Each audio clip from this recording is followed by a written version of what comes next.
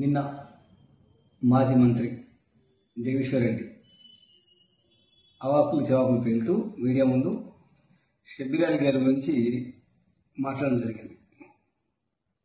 మేము అడుగుతున్నాం జగదీశ్వర్ రెడ్డికి, నీకు షబ్బీర్ అలీ గురించి ఏం తెలుసు? షబ్బీర్ అలీ గారు తన కెరియర్ని 1970s అంటే 1975 ఆ టైంలో ఎన్ఎస్ఏలో చేరి కాంగ్రెస్ సేవా పార్టీని పట్టుకొని ఆ రోజు నుంచి ఈ రోజు వరకు కాంగ్రెస్ పార్టీలో ఉన్నాడు. 1975లో మీ ఏజ్ 10 సంవత్సరాలు. నువ్వు ఆ షబ్బీర్ అలీ గురించి మాట్లాడేది? షబ్బీర్ అలీ గారు ఆ రోజు నుంచి ఈ రోజు వరకు కాంగ్రెస్ పార్టీతో ఉండి ప్రజల కోసం పోరాడుతూనే ఉన్నాడు. అంతేకాకుండా జగదీశ్వర్ రెడ్డి ఖబర్దార్, నీలాగా పెగ్గులు కలిపి షబ్బీర్ అలీ గారు మంత్రి కాలే. షబ్బీర్ అలీ గారు 1989లోనే మంత్రి అయినారు. మంత్రి అయిన తర్వాత అప్పుడు భారీ మెజార్టీ గెలిచి మరి చెన్నారెడ్డి గారి హయాంలో మంత్రి అయినారు.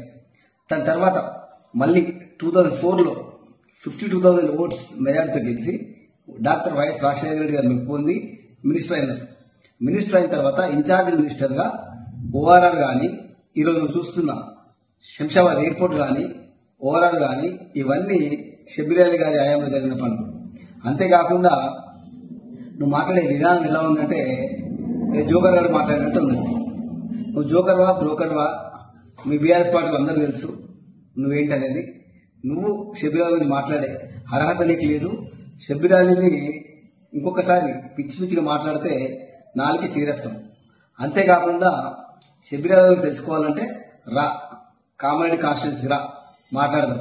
గత 10 సంవత్సరాలు మీరు అధికారంలో ఉన్నప్పుడు ఎన్ని అరాచకాలు చేసినా, ఎన్ని ఇబ్బందులు పెట్టినా పార్టీ కార్యకర్తలను తన సొంత ఫ్యామిలీ మెంబర్స్ లా కాపాడుకొని మొత్తం కాన్స్టిట్యున్సీ ఇప్పటివరకు తన కంట్రోల్ పెట్టుకున్న వ్యక్తి షబ్బీర్ అలీ గారు.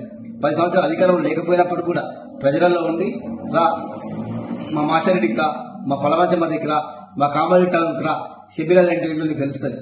అంతేగాని నువ్వేదో సూర్యాపేటలో ఆడేట్లా ఔటర్ రింగ్ రోడ్ ఎక్కి హైదరాబాద్ లో దిగి ఫామ్ హౌస్ కి వెళ్ళి కాఫీ తాగి, అంటే కాఫీ అంటే నీకు అర్థమైంది అని చెప్పింది నీకు. ఎందుకంటే నువ్వు పెగ్గులు పోసి మినిస్టర్ అయ్యవని మీ వాళ్ళందరూ తెలుసు. అలాంటిది నువ్వా షబ్బీర్ అలీ అయితే? షబ్బీర్ అలీ గారు ప్రజలు ఇంత పలుకుబడి ఉంటే మొన్న సీఎం రేవంత్ రెడ్డి గారు ఒక మైనారిటీ మనతో ఉండాలి అనే ఉద్దేశంతో సలహాదారుగా పెట్టుకున్నారు. అలాంటి వ్యక్తిని నువ్వా మాట్లాడేది? ఇంకొకసారి ఇలా మాట్లాడితే బాగుంటుంది జగదీశ్వర్ రెడ్డి గారు.